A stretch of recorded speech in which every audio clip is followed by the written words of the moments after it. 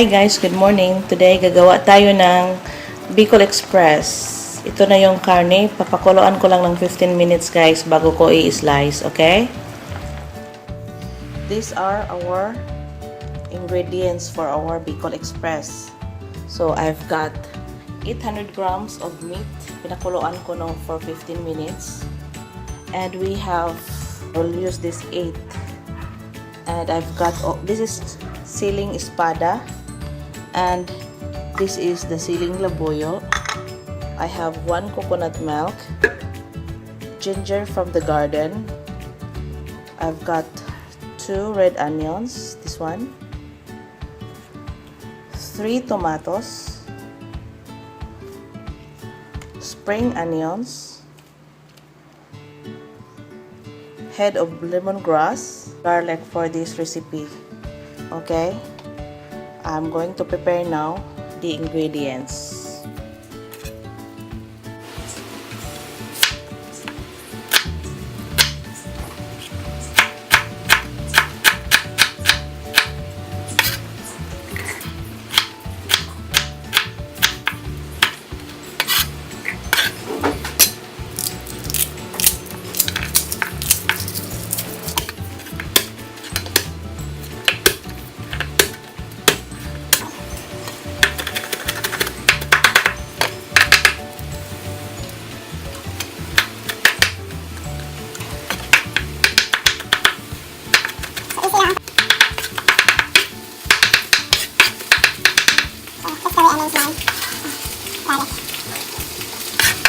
We are going to start our cooking BICOL Express or garlic.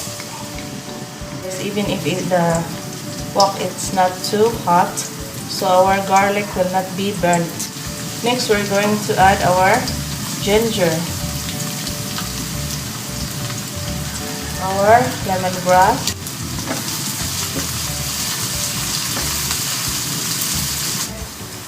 red onion, our Knorr chicken cube, 1 chicken cube, Knorr, tomato, dice. Ang saya-saya, no? Ang saya-saya ng luto.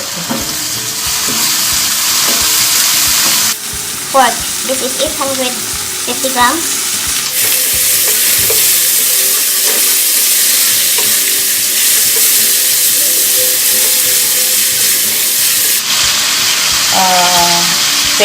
Shrimp paste. Igisa ko na lang dito. Para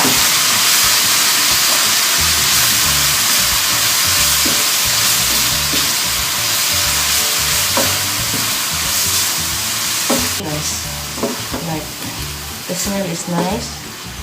Ang 1 can coconut, hinati ko ng, I divided it into 2. So, at the same time, nilagyan ko ng hot water. So, ito yung first natin ilagay, guys. So, we are going to tender our meat for 20 minutes in a low heat. Okay? So, ilagay natin yung ating iba pang ingredients. Ito yung guys. Siling labuyo. Siling espada guys. Wow, wow. Look at this. Wow. Comes out. Look at guys.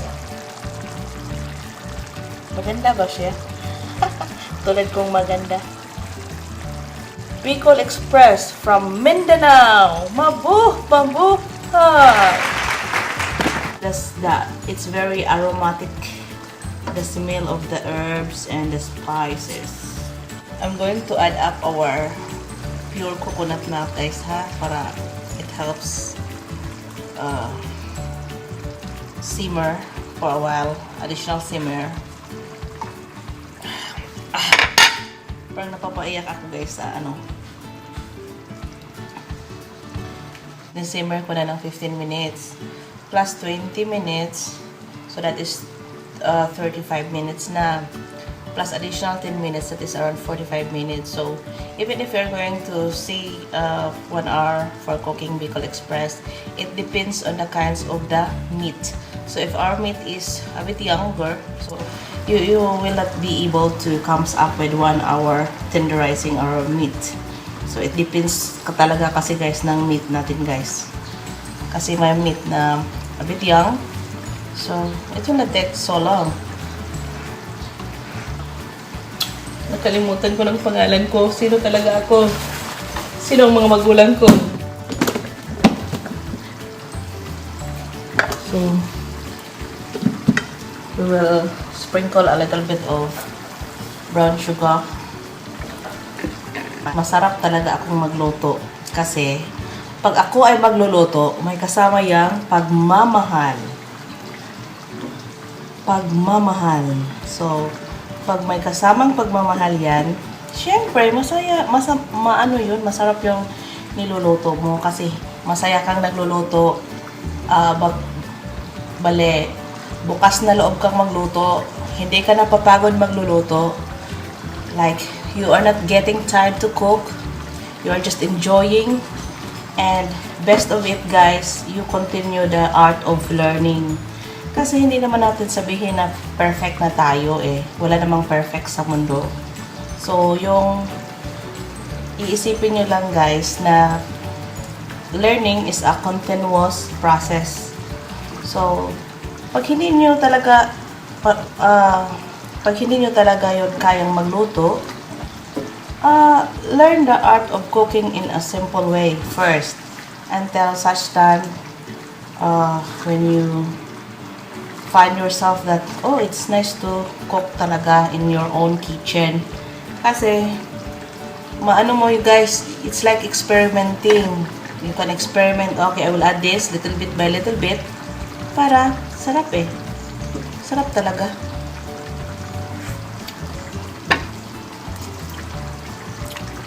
Look at now guys, oh.